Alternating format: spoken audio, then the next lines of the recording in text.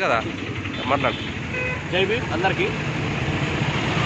Bahujan Samaj party జాతీయ అధ్యక్షురాలైన బహన్ కుమారి మాయావతి గారిపై ఈ గరికపాటి నరసింహారావు అనే మత ప్రవచనకారుడు చేసిన అనుచితమైన వ్యాఖ్యలను ఖండిస్తూ అతనిపై లీగల్గా పోలీస్ స్టేషన్లో కంప్లైంట్ చేయడం జరిగింది.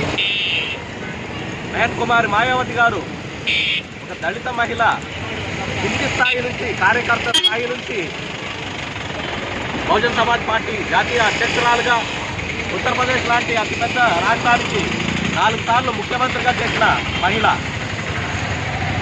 ఈ గరికపాటి అతని వ్యాఖ్యలు యావత్ మహిళా లోకాన్ని, బహుజన్ సమాజ్ పార్టీ కార్యకర్తల్ని, ఈ దేశంలో ఉన్న ఎస్సీ, ఎస్టీ, బీసీ, మైనారిటీ ప్రజలందరినీ అవమానించే విధంగా ఉండడం చాలా బాధాకరం. అతనిపై ఖచ్చితమైన శిక్ష పడేటట్టుగా చేయాలని చెప్పి ప్రభుత్వాన్ని, పోలీసులని డిమాండ్ చేశారు.